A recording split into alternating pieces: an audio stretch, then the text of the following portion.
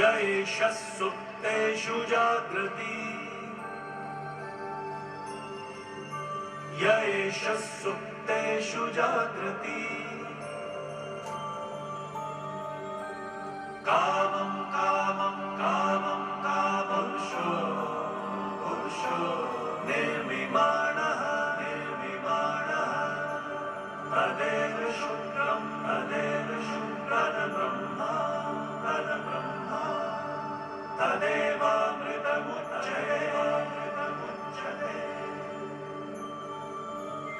अस्मिन् लोकः शतः सर्वे तदूनात्यपि कश्चन एतद्वैत एतद्वैत एतद्वैत एतद्वैत एतद्वैत एतद्वैत.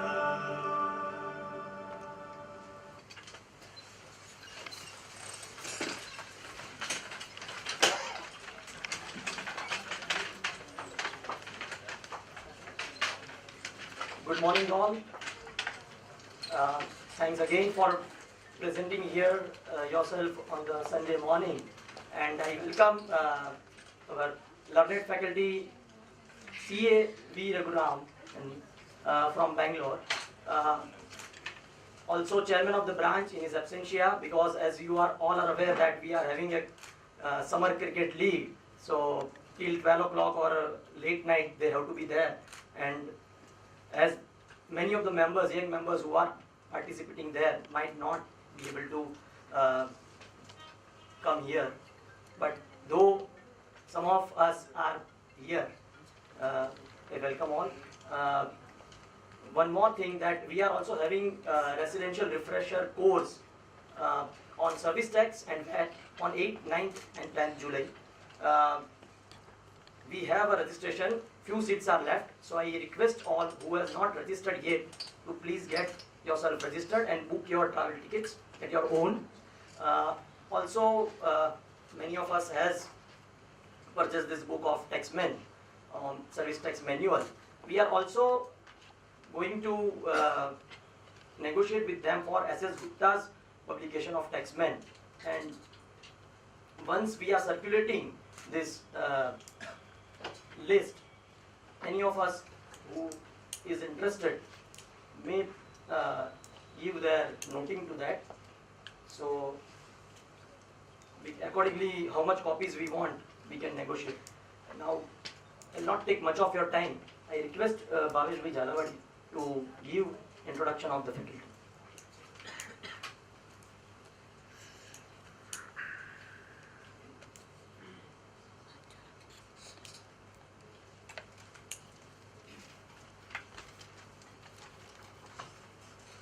Good morning, all of you. Today, it's my honor to introduce our faculty Raghuraman sir. He is from Bangalore. There is excellent academic record of Raghuraman sir. He is BCom, CA, CAS, ICWA, advocate. He has secured the first rank in BCom.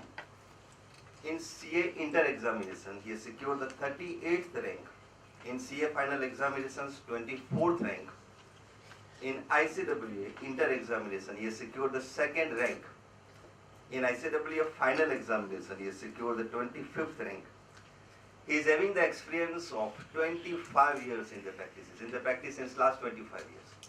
He is having the specialization in the service tax, excise, custom, FEMA, foreign trade policy. He regularly appears before the Tribunal and High Court. He is the faculty member. He is a visiting faculty of the Indian Institute of Management, Bangalore, and our institute ICI. He has addressed a large number of seminars and published several papers in the national magazines on excise, custom and service tax.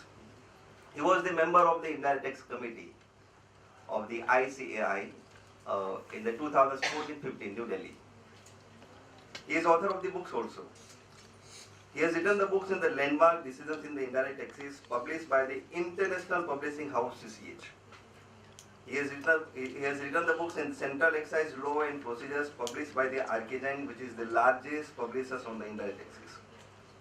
He has written the background material for the e-learning course on the service tax and technical guide to Senvet published by the ICAI. So today it's great opportunity for us to clear our doubts on the definition of the services and the declared services. Now I request Mr. Vinith to present the moment to our faculty.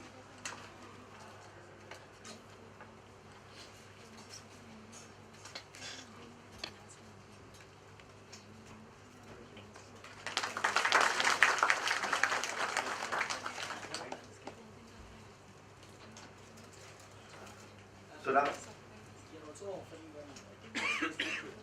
okay. So Textman book is offered to our faculty. Now I welcome our faculty to introduce, to give the lecture.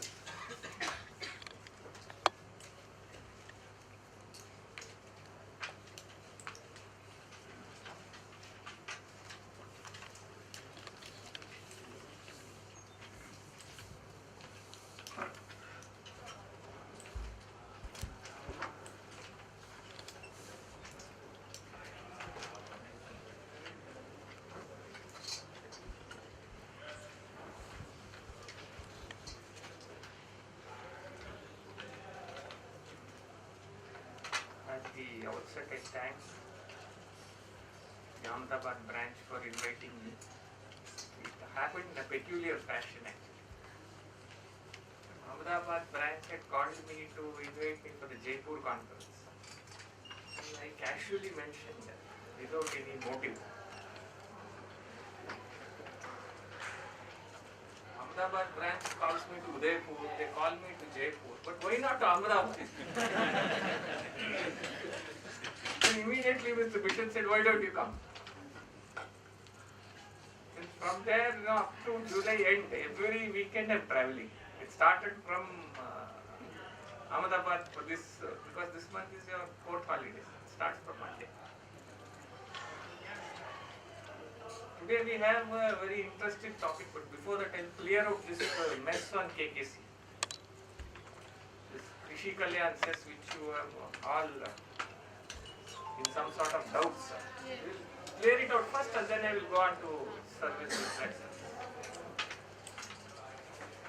What is this Krishi Kalyan cess? Is it an existing levy or is it a new levy? First, it is a new levy which has been brought to tax under the provisions of the Finance Act 2016.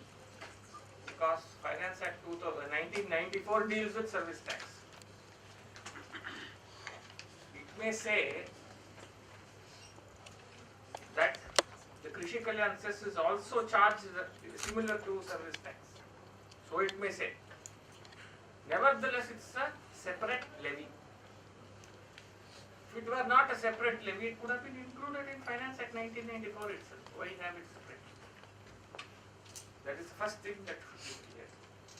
So if it is a separate levy, the next thing that we should be clear is when does it start to be effective from? It is effective only from 1st of June 2016, which means the levy itself comes into being, that is the birth happens only on 1st of June 2016. You can't have living and death before birth.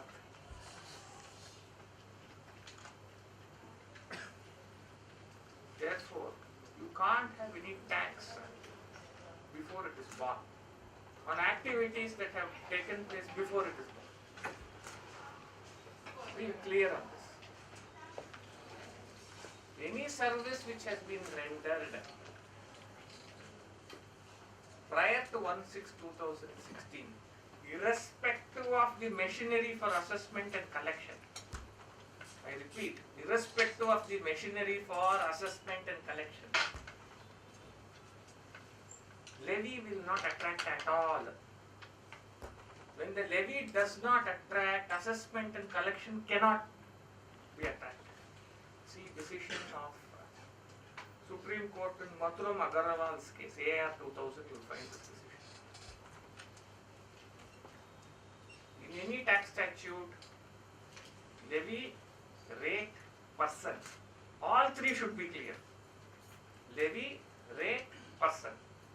That is, who's liable to pay tax, what is the rate of tax, what is the levy, should be clear. If any one of this is not clear, the tax fails. This is the dictum of a constitution bench in Mathuram Agarwal's case. In that case, the rate failed. And therefore the entire provisions was not. So if you have no levy as of 31st of May 2016, you cannot have the collection or the assessment application.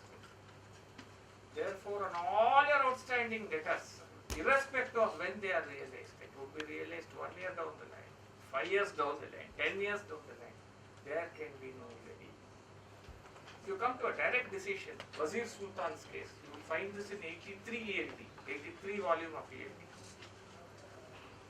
Wazir Sultan case, almost a similar decision was dealt with by the Supreme Court. There was an additional duty of excise which was imposed on 1st of March. Additional duty of excise. Supreme Court said additional duty of excise being a new levy on tobacco products cannot be brought into force for goods that are manufactured prior to 1/3, even though they are cleared after 1/3. So position is very clear. As far as Krishi Kalyan cess is concerned, for services rendered from 1/6 only, the charge is up. Because if it, assuming it is also service tax, you go to the other argument. It is charged as service tax. What is service tax charged on? On services that are rendered or services provided or agreed to be provided as per section 66B. Provided or agreed to be provided. When this has happened prior to 1/6, the question of it attracting tax after 1/6 cannot arise. You go to your so-called, what is that, point of taxation rules. Why I say so-called point of taxation rules is because it has no parentage. Till 2016 there is no parentage for point of taxation rules. After 2016 also it has a doubtful parentage. Why I say using such strong words? See, prior to 2016 we had taken the stance in all our replies to show cause notices that point of taxation rules there is no section reference to the point of taxation. Absolutely no section in the Finance Act talked about point of taxation. So this 2016 they brought about 67A2, if you see carefully, to talk about point of taxation rules. So therefore, all those show cause notices that have been issued on point of taxation rules prior to 14/5/2016 are invalid. So this is the first time they are introducing point of taxation rules, as per me. After 14/5/2016 also, 67A1 has not been amended. If you see 67A1, it talks of rendering of service only. It does not talk of your so-called advance receipts and issue of invoice. It is not there in 67A1. Not having amended 67A1, now the point of taxation rules falls foul of 67A1. So it falls foul. So whenever the rules go beyond the act will hold good, because there is a simple saying that the dog wags the tail and not the tail wagging the dog. Simple. So this Krishi Kalyan cess, as far as I can see, is a new levy. It is applicable only for services rendered on or after 1/6/2016. 0.5 of the so-called point of taxation rules don't apply. Even if they were to apply, They can't go beyond Wazir Sultan's case, which is a decided case. This is a precedent set by the Supreme Court. And therefore, I don't think you need to worry too much on this Krishi Kalyan cess. I have typically not been unduly worried about this. I don't think the department will go into such a suicidal mission of trying to issue show cause notices on point of taxation rules as far as KKC is concerned. If they were to do so, be happy. It's another source of good income for you. And ultimately for us. Because it will all come to High Court and Supreme Court finally.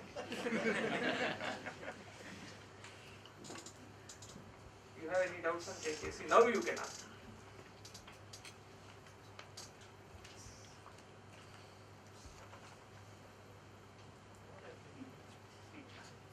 All are clear. Now it's clear. So basically the problem is that there is no awareness or there is no clarification from CBC Don't ask. as they did in SBC. No, what I'm saying is please don't ask the CBC, don't ask these officers, please don't ask them. No, not the asking question. The problem is that trade has started to issue supplementary invoices for KKC for the balance outstanding as on balance which is outstanding in the books. Ask them to give us, ask them to issue The credit. worry is that Talk it between chartered accountants. Trade will keep issuing because some CA has told. Otherwise they will not do it. Let me tell you. Trade will do nothing. I can openly tell you. Some CA or advocate would have advised them, issue. What is your problem? Issue. So you should talk to the CA and tell them, what is your problem? Issue credit note. Simple. Make your life easy and simple. Don't go to the department with doubts. If you were to go to the department with doubts, you will come back with misery. Because you would have not got the doubt clarified. You would have also ensured that the trade gets new show cause notices being issued. Don't go to department. You people are learned fellows. I can't understand this. I don't know why a chartered accountant should go to department for clarifying doubts. It should be the other way around. You fellows are learned guys. Why are you going to the department first of all? It's a shame. I never visited the department for anything other than going for appeal. Don't go. Why you want to go? Can't you read the law? You can't understand. You can understand. You can teach those fellows. Are you not going and teaching them? Today you go to the excise department. How to read balance sheet. They'll come to chartered accountant. And because of that, you read it wrongly and issue notice. In a way it is good. So I have set some poses. I don't know how many of you have seen these poses. Did you see? I have occasion to see or apply mind. Anyone? No one? Not at all? Sir, Yes, sir. so what about section 66C? It says central government having regard to the nature of agreed to be provided. Section 66? C regarding point of Section tax. 66C is place of provision. It has nothing to do with point of taxation. It is only the place of provision.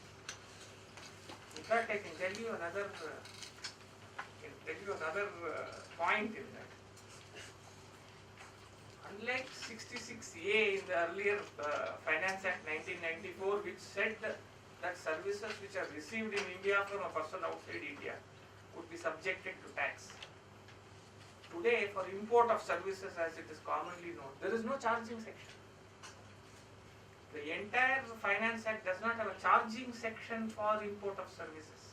And therefore, that is completely beyond the statute. Notification 30/2012 is beyond the statute. All that 66C says is where the service is provided. It does not say, therefore it is taxable. Please read 66C carefully. What does it say? Where is the place of provision of service? Either the taxable territory or outside the taxable territory. It does not say what is rendered in the, rendered somewhere and received by somebody in the taxable territory subjected to tax. It does not say so. So, but So National Ship Owner Association case will apply for now after 1/7/2012.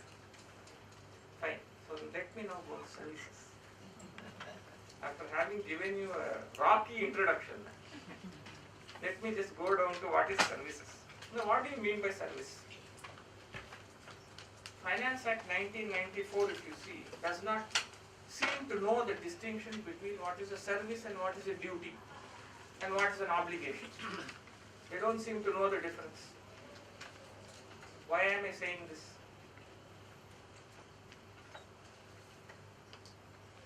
If you look at what is a contractual obligation and what is a non-contractual obligation, it will become very clear. How is service defined? For the first time in 65B 44, you have earlier to 17/2012, we are complaining. You cannot even define a service. You can't even have a separate statute. So they said, okay, we'll define service. Then when they defined service, we started criticizing them, saying, this is the way you define a service. Then when they went one step further, if you see the constitutional amendment bill which is going to come for GST, it has the most shocking definition of service. Anything other than goods is service. So we asked them, what do you mean by anything other than goods? Thing means goods only, no? No answer. Rajya Sabha Select Committee says, no, we wanted to tax everything other than goods. So we are saying service means anything other than goods. So if you look at 65B 44, it says, what does it say about service? It is an activity which is rendered by one person to another for consideration. Activity rendered by one person to another for consideration. That means there should be two people. One cannot render service to for consideration. What does it mean then? Supposing your wife makes dokla for you, is it service? Is it service? The wider term, it is service. Because she will grudgingly do for you does not mean it's not service. But is it for consideration? Is it for consideration? What about what when she says, see that man's wife is wearing so much of jewelry. You fella have done nothing for me. Does it mean that it is for consideration? Then you have to go into Hindu and Mohammedan law. In Hindu law, marriage is not a contract. It is a sacrament. Mohammedan law, it's a contract. Therefore, if Mohammedan wife cooks for the husband food, it's contractual. It's a different thing that you may not be able to enforce the law. That is different. Let us see how many of these service tax fellows can go into that mohalla and get it enforced. I would like to see it. But I am saying conceptually, this is not for religious discourse. Conceptually I am saying. Under these circumstances, employee who is rendering services to the employer. I will come to it. I will come to it. Some of my posters were on that, but since you have not seen the posters, I am also not going to see it. I will discuss it while coming.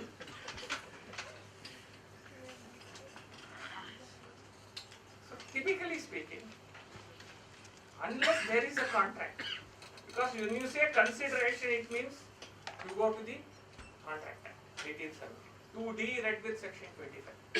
That means consideration means that there is something flowing from the other side. Let me put it in simple terms. Because if you look at section 2D and you try to understand it, it will take a lifetime for you. Where at the desire of the promisor, the promisee or any other person does, agrees to do, all the has done, these kind of things. So all you need to know is that there should be a quid pro quo. For a consideration means quid pro quo. That means it should be contractual. If it is a one-sided imposition, it is not contractual. If the registrar of companies imposes a fee on you under Companies Act, it is neither a service nor will it come under the reverse charge. You know why I am saying this?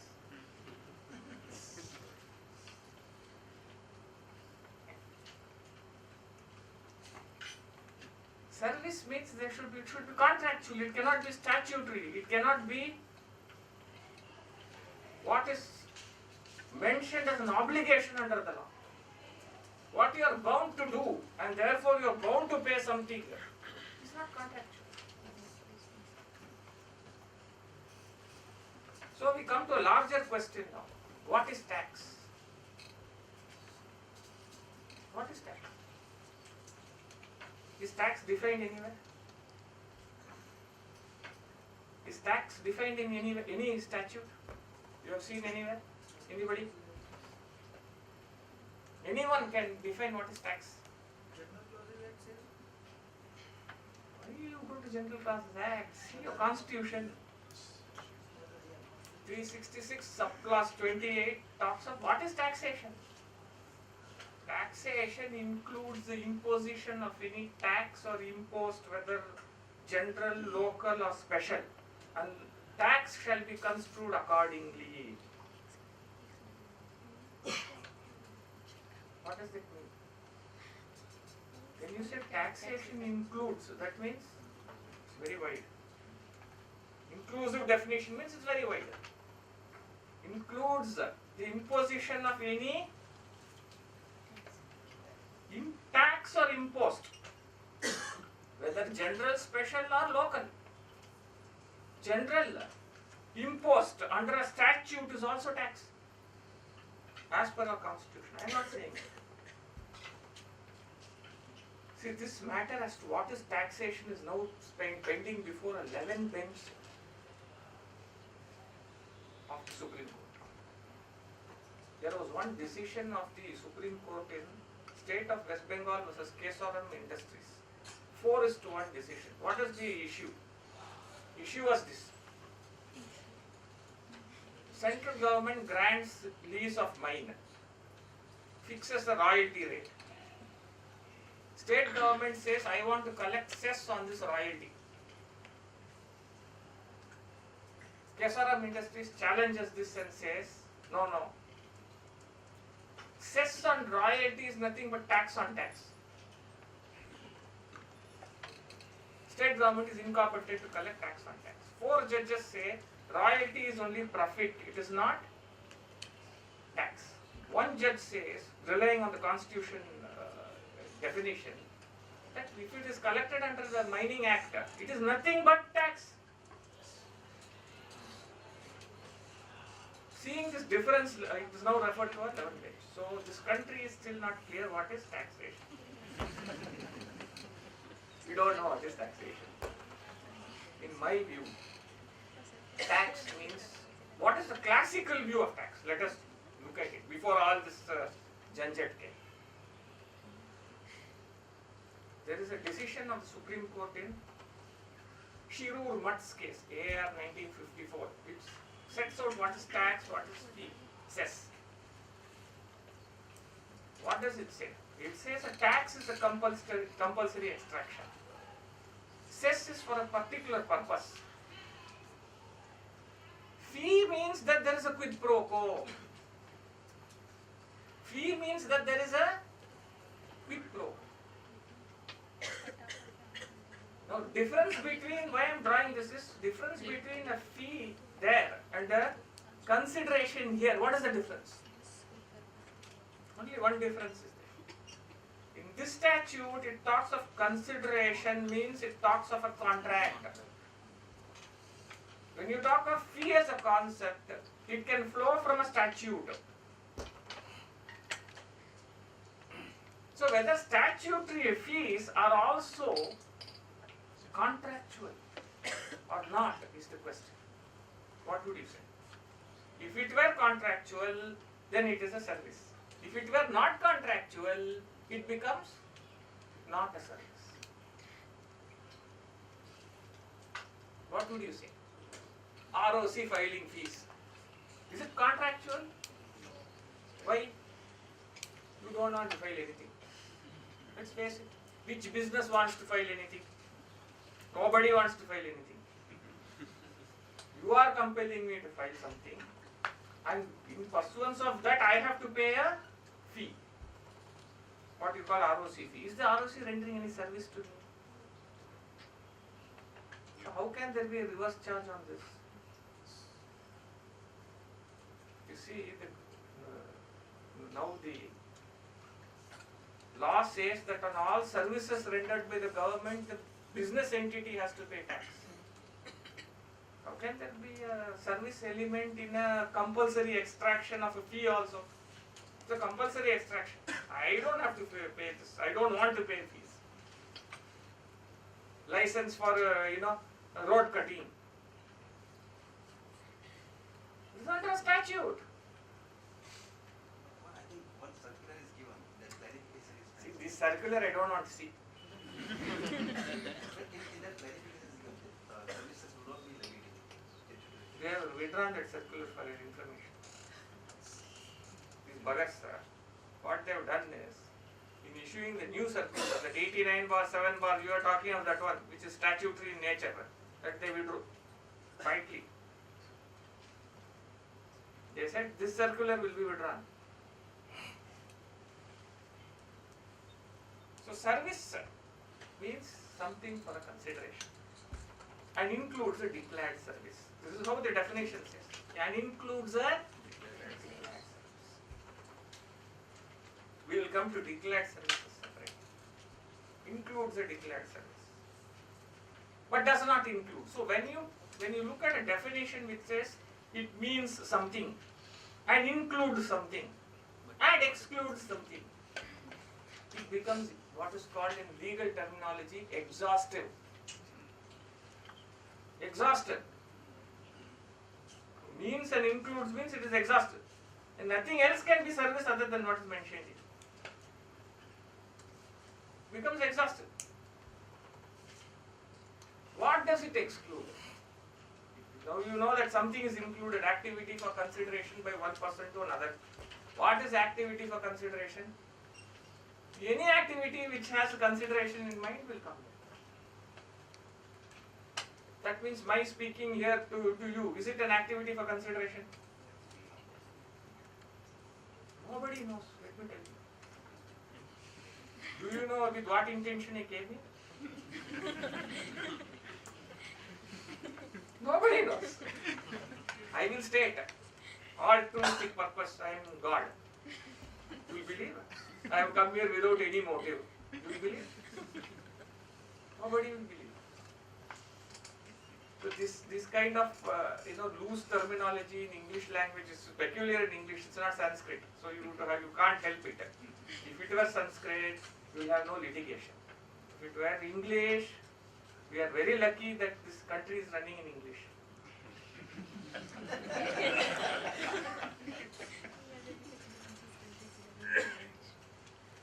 Does not include. You look at the exceptions.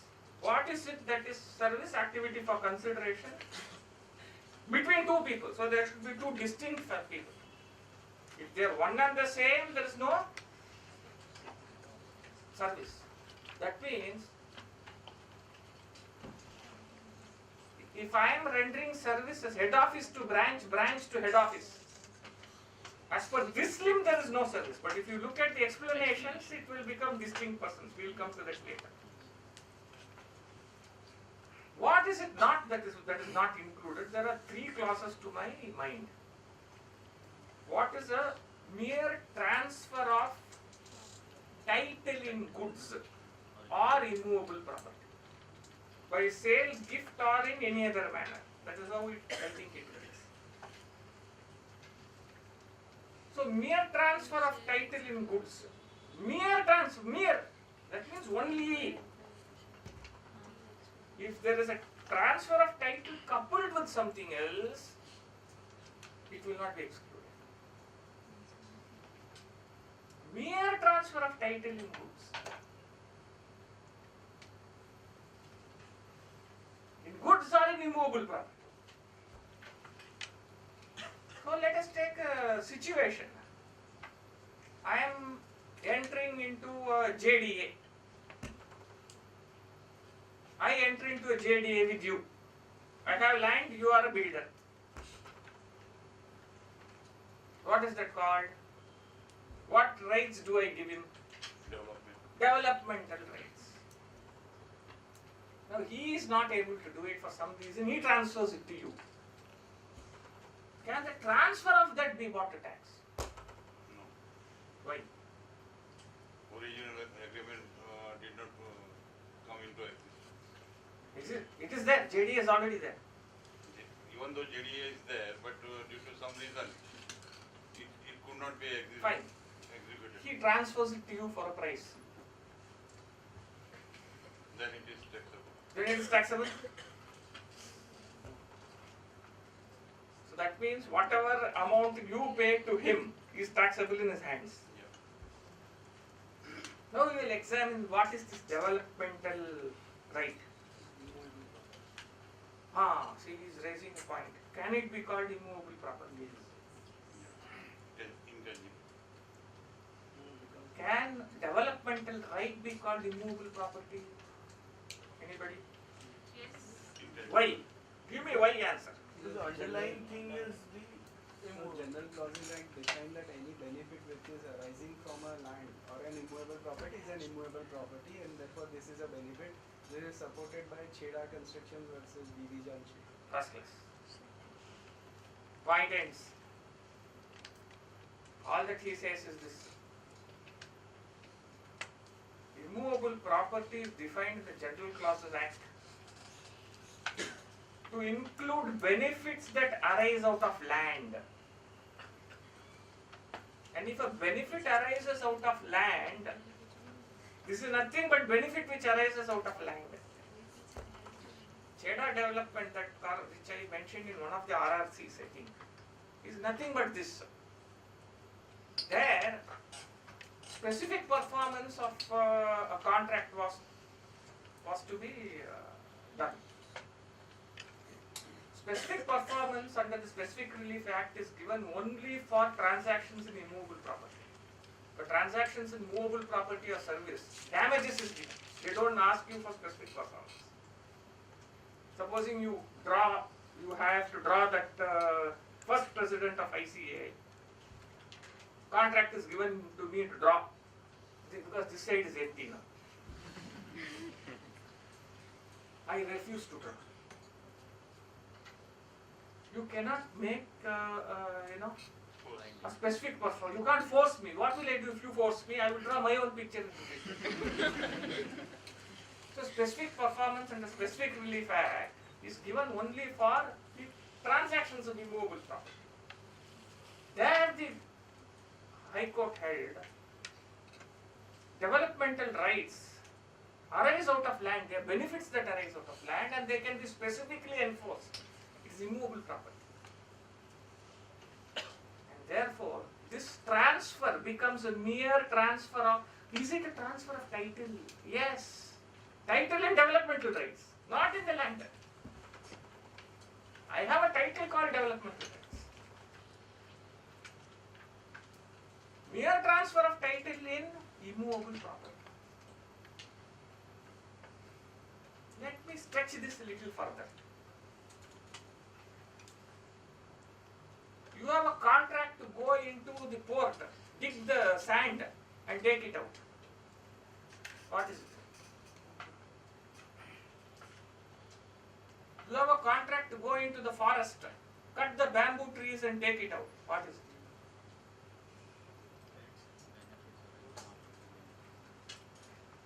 See, this is an interactive section. My questions will be more than you will ask KKC and another few questions. I will ask more. What is it? It's goods. It becomes goods.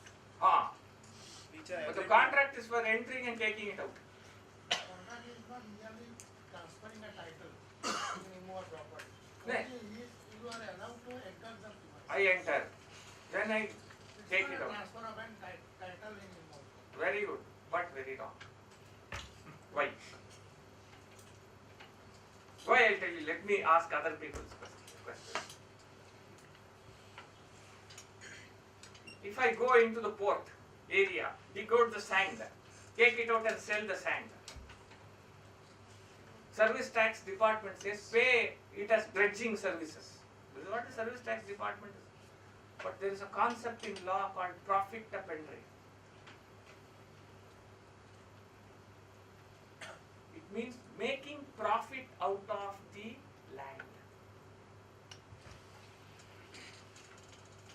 There is a decision of the Supreme Court in Titagar Mills case, AR 1985.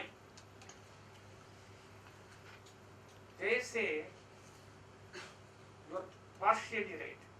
When the contract is for taking the wood away from the forest, entering, it can be taxed as sale of goods.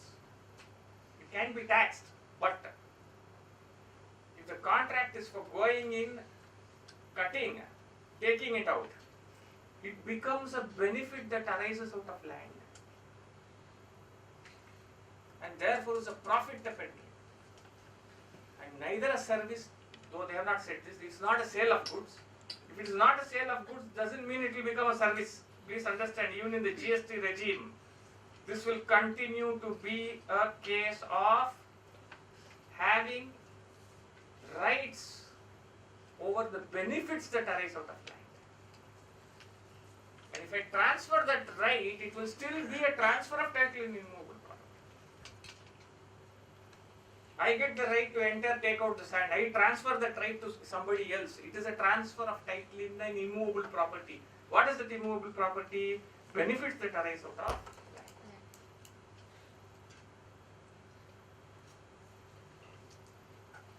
Keep this concept in mind. If you have got show cause notices on removal of sand, as we have got in some of the ports already, use this. You are going to win the case. In that case, then in a declared service construction for saying is. I will come. All those one by one we will declare what is proper, what is not proper. We will keep discussing and declaring. Because I can tell you, I have filed a petition in the Karnataka High Court saying declared services is unconstitutional. What is the reason I will come to when I deal with it? Why I said like that? You may think this fellow is a madman. Why is he doing all this? But we have to go only on the dictates of our client. We have to find arguments. The only difference between a chartered accountant and an advocate is this: we challenge the law. Please start challenging the law. Like you challenge yourself to become a CA. And no course is tougher than that. Let me tell you. We all know that also. If you could challenge yourself to become CA, why can't you challenge this English language? Which is there in the law, which is drafted so badly nowadays. So transfer of title in goods or in immovable property. These are some of the things I am telling you. If it is a contract for transfer of title in goods or transfer of title in immovable property, it goes out of the definition of service completely. Then comes the second clause, which says, if it is one of those transfers which is covered under the Constitution, that is Article 366, 29A. I think that session has already been taken for you. Exhaustively. In depth or not in depth? How much in depth? Please tell me, because then that will determine how much I should go.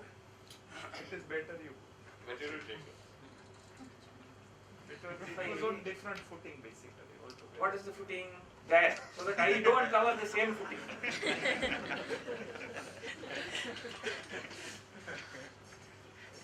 Participants were not able to understand what the faculty intend to say. That was the problem. The worst contact of 366-29 has been taken by Raghuraman. that is covered. 366-29A. There are several clauses in that, which is called your deemed saint as per the Constitution. You know why they introduced that, you have the background, everything has been discussed. So I don't need to get into all those things. If a transaction is covered there as sale,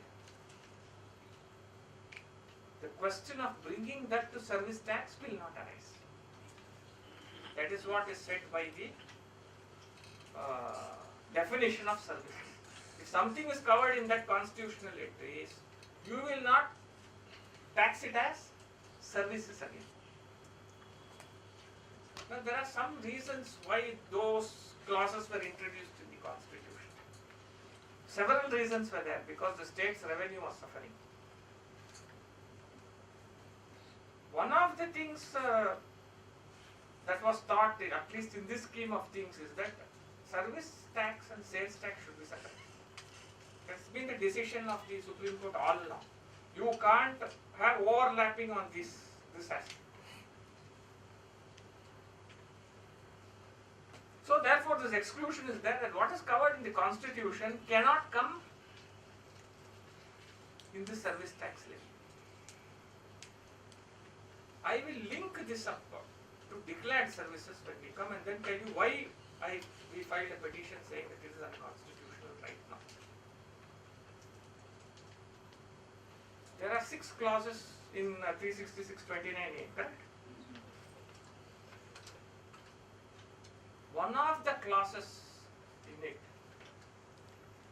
relates to what is called commonly catering contracts. What we should understand is that the Constitution, if you look carefully at the decision of the Supreme Court in Northern India caterers, which came prior to this, this has been discussed, I think. Northern India? No. Not discussed. No. Okay. Fine. So there are 6 clauses in the Constitution. The last clause relates to sale of goods in a service. Why did they say that? Sale of goods as a part of or consisting of service. In Northern India caterers case, states wanted to tax the sale of goods in a restaurant or sale of goods in lodging, for example. There are 2 decisions of the Supreme Court.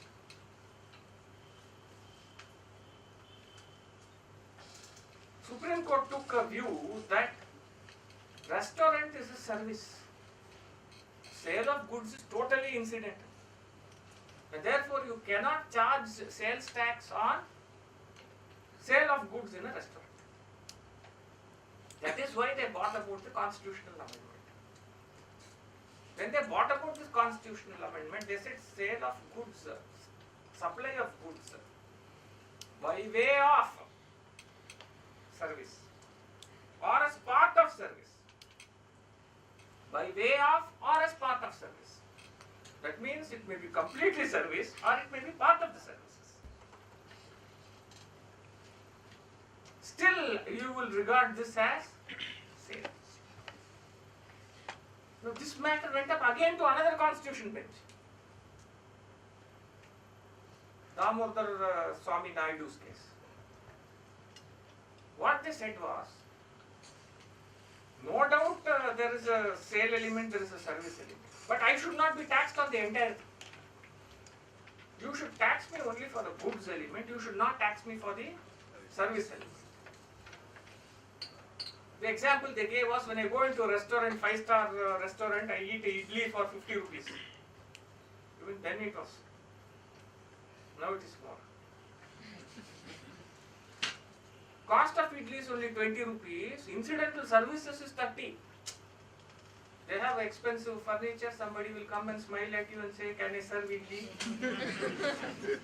And then air-conditioned restaurant, you will have to eat idli, you cannot eat by hand, and this is a difficulty I had in the morning. How to eat dosa by hand? All the people there sitting were cutting and chopping. Difficult. But I eat by hand only, I can't help it. So this 30 rupees should not be brought to tax. Only 20 you should bring to tax. This was before the Supreme Court.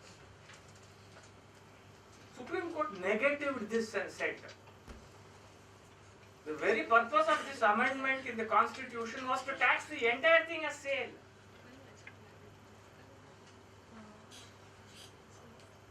Using this decision, last month I distinguished the Bombay High Court decision as well as the Karnataka High Court's own decision on restaurant services to get a stay on this. The stay of demand was made on this provision. The writ petition was admitted on the ground that I told them that the entire declared service, which you look at the last class in declared services. Please come to I think it is I.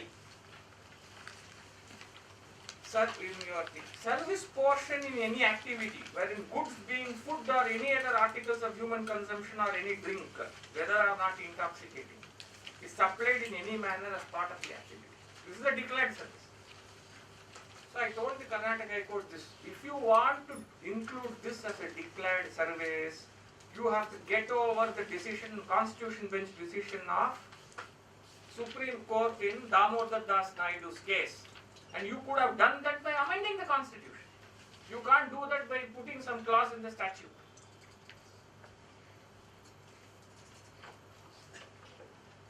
Therefore, the declared services to that extent will become unconstitutional. Why? Another reason. Tell you another and valid reason. You look at the works contract entry. Why did it come about? You know Gannon Dunkerley's case said, what did they say in Gannon Dunkerley's case? There was a entry 54 sale of goods already existing. Right? What did the Supreme Court say? Sale of goods is existing, no doubt about it. But it will not cover certain categories of sales. Because the term sale of goods has to be interpreted nomen juris. What do you mean by nomen juris? Nomen juris means according to the statute as it then existed. At that time when it existed, the Government of India Act 1935, from where this constitution borrowed, sale of goods was known as sale of movable property. Transfer of goods in movable property. Transfer of title. So Supreme Court refused to include deemed sale within the term sale. When they interpreted the constitutional entry 54, they said you cannot include deemed sales within sales. If that is the case, service itself is not there in the list. How can you include declared service? Have you got the point I am saying? Have you understood what I am saying? Can you please explain this again? There is a constitutional entry 54 sale of goods. Okay. Supreme Court said sale of goods means sale simpliciter. If it is contained in any building or etc., we are not going to accept it. Right? So they brought about a constitutional entry to say what is deemed sale. If that is the interpretation placed when there is an entry for sale of goods, there is no entry for services in your constitution. The only thing is, can't we say that the amendment is only to make the transaction divisible, the way it has been interpreted? The contract, the interpretation is to plug the loopholes arising out of the interpretation of the Supreme Court of the term sale of goods or so many other decisions. There was more than 6 or 7 decisions which they interpreted. So that means the terminology sale of goods coming in entry 54 cannot include certain categories which are deemed to be sales. But only the goods portion is deemed to be sale. That is now. If that is the interpretation placed for the entry sale of goods, for services which does not have an entry in your constitution, it comes under entry 97. 92C is yet to be enforced. Please understand this. How can you declare something to be services? Declared services is like a deemed service. So is it saying on the logic that because they have said this is goods, but other than goods will not qualify service on that logic? On the logic that you can't deem something when the service itself is not there. On the logic that sale of goods is there, deemed sale is not there. Till they put it in the constitution. Now the remedy will be you put this declared services in the constitution and say that this is service. Say so, then we will follow. On that argument, they gave a stay, and of course, one has to see what will be the final outcome. We don't know, but this is an argument which can be taken in other high courts because it will help me. In case of works contract or in case of other contracts, there is the taxation portion goes up to 120-130%. Banks are charged on some 70%. Reservice service tax is also charged on 60-70%. That is that this is optional. No, they Any composition scheme which they have, they say it's optional. They are not forcing you to take it. This concept is already upheld by High Court, thereby saying that simultaneous service tax and VAT can be applied. Yes, It cannot be perfectly. said so. But that is for works contract. Any That is for works contract. I am not talking of restaurant service. No, I am talking of activity which is including both. Works contract is the simplest example wherein it includes both I am service talking. and material. Let me put it this way. I am talking of an activity which is specified in the Constitution. I am not talking of any hypothetical activity. You can have 100 things where service and sale are there. Like you take the example of putting that stent in the operation, you know that case law. Fine. It also involves skill as well as goods. Means you want to say that if it is declared to be a deemed sale, it is the entire portion is to be deemed sale. No service to be included. As far as the restaurant service is concerned, because there is a constitution bench decision of the Supreme Court. I am not talking of works contract at all. Works contract I go with you because Supreme Court has interpreted it in this way. I am talking of a restaurant service, where as constitution bench says, the very purpose of inserting this is to tax your service element here only. If they say so, then it was your business to have amended the constitution to say that it also includes the service which will be taxed under by the union government. You now get my point. That is the point. That is where the Kerala High Court went correct and the Bombay High Court did not go.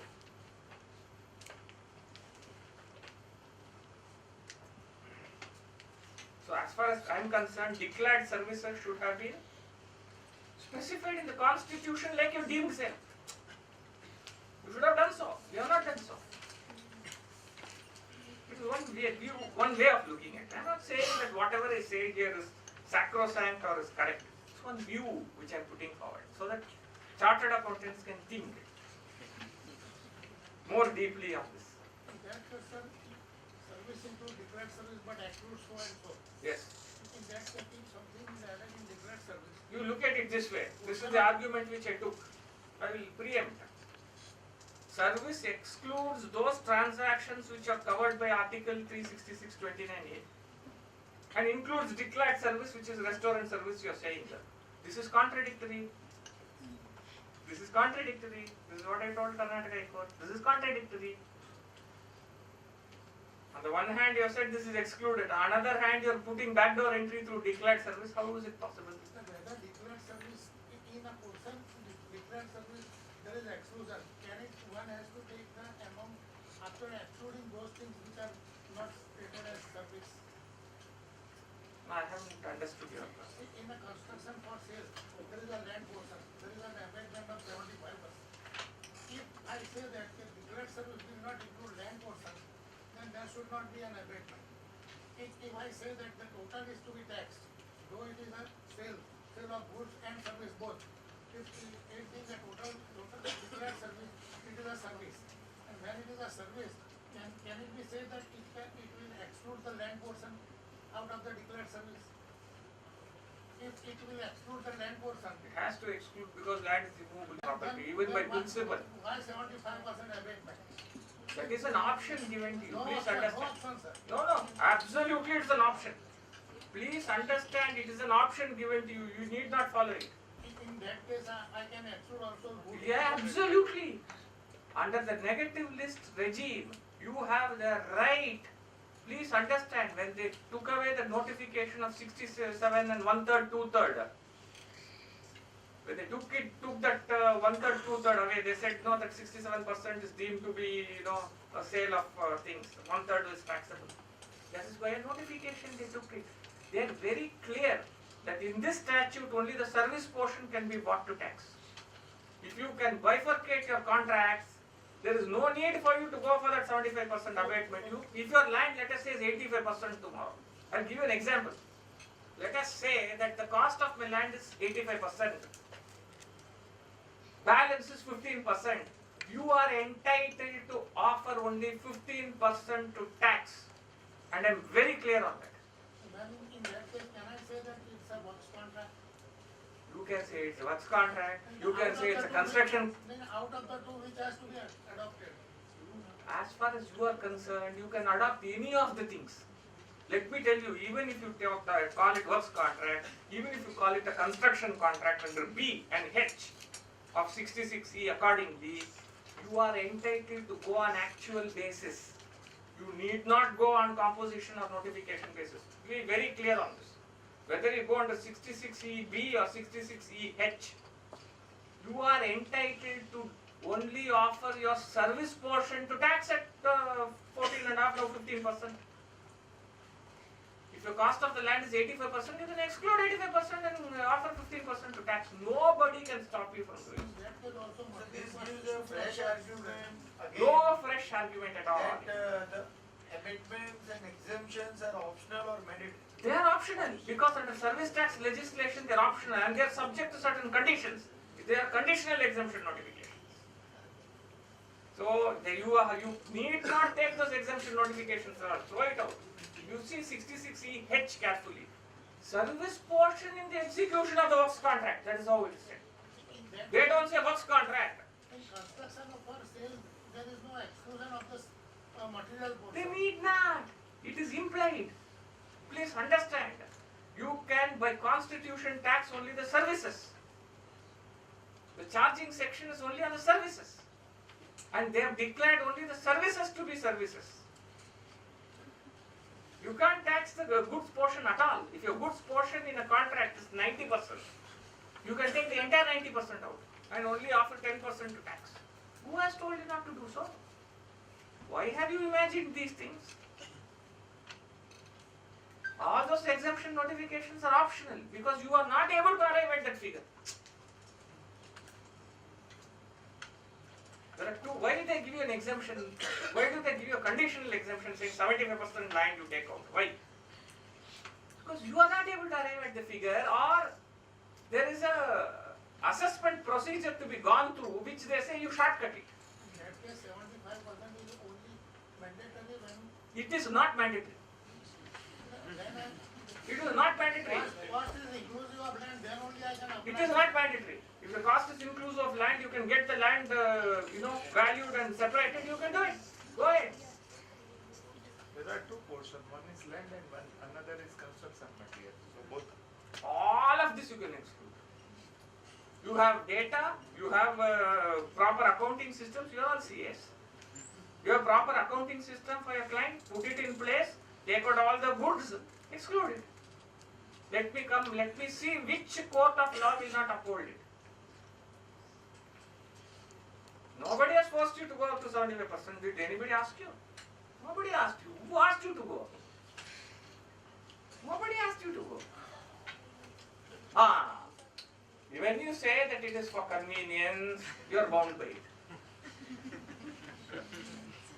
When you say it is for convenience, you get bound by it. It's like marriage.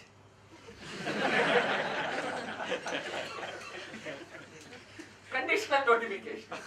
You're born, conditional notification. You want to opt for it or you don't opt for it. It's up to you. So please understand, in works contract also, please be clear. This entire scheme, that is why if you see 12/2003 was withdrawn. Why? 12/2003, which is your goods in the course of rendering service, why was it withdrawn? There is no intention to tax. There is no need for that exemption notification.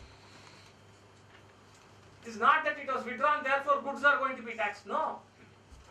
So then input credit will be available, or suppose we take out land cost and construction No input credit will be available. Input services credit will be available as per whatever scheme you want to do.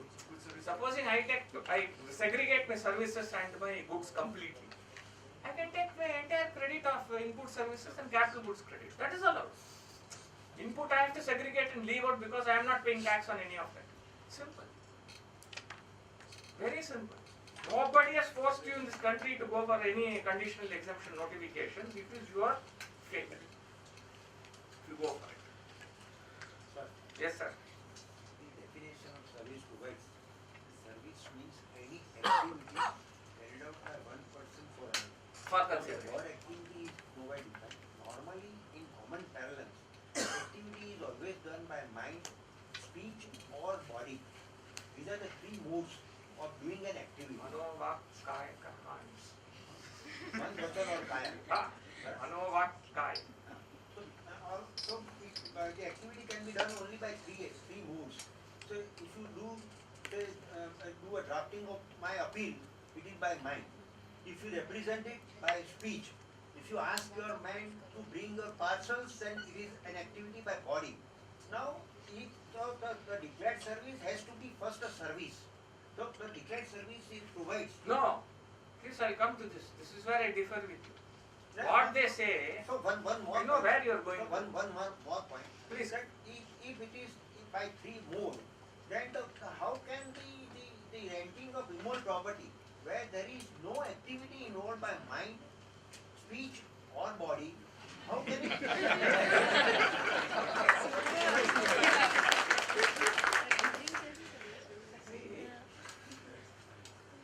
That is why that.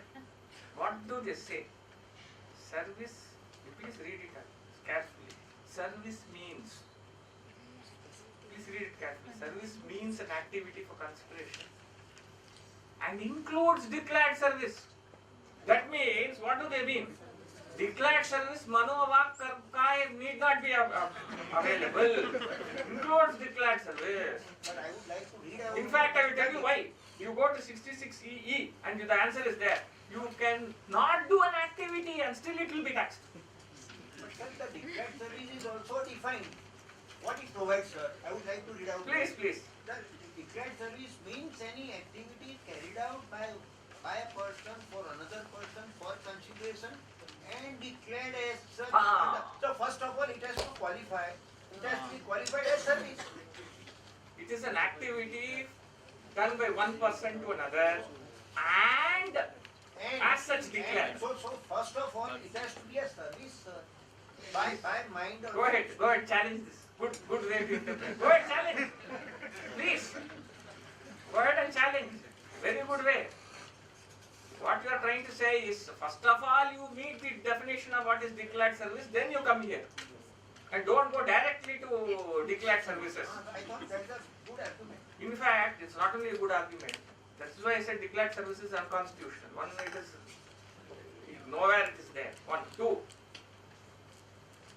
You go carefully and see. Now let us look.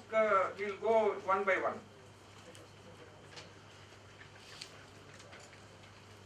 I talked of restaurant services and I stopped there. The other classes, I presume you know, works contract, other things. You diverted me to works contract, so I had to take that diversion. But it was a welcome diversion because I think certain doubts would have been cleared in your mind. So, sir, in that case, Ah. what about the VAT? In case of VAT, can we exclude cost of land? You must. You must. There is no question of you can, you must. Because land is immovable property. There is no question of including it as taxation of goods or services at all. Why they give you any composition scheme is it saves time for all. It saves time for convenience, as she rightly said. That's all. Otherwise, there is no need for you to include the land cost or anything for that matter. So we have only talked of two exclusions of service. One is transfer of title in goods removable property. Those transactions covered under 366(29)(a). If I were to go into the other clauses, it will take me 2 hours. Are you willing? Not willing. Each class. We'll cover this first. Third clause is transaction in money or actionable claim. A transaction in money or actionable claim is not service. What does it mean? You go to a bank, deposit money. It's a transaction money. You withdraw money. Transaction money. There is no service element. Your own money you are taking. Transaction money or actionable claim. What is this actionable claim? Where do you get this terminology? Where is it defined? Anybody? Where is actionable claim defined? Section 3 of the Transfer of Property Act will define what is an actionable claim. Claim to a debt. Claim to a debt. Let us assume that I am indebted to him some money. He has a claim over me for that money. He transfers that claim to him. It becomes transfer of actionable claim. Claim to a debt or any benefit which arises out of a movable property. Benefits arising out of movable property, which is recognized by the civil courts for granting the injunction.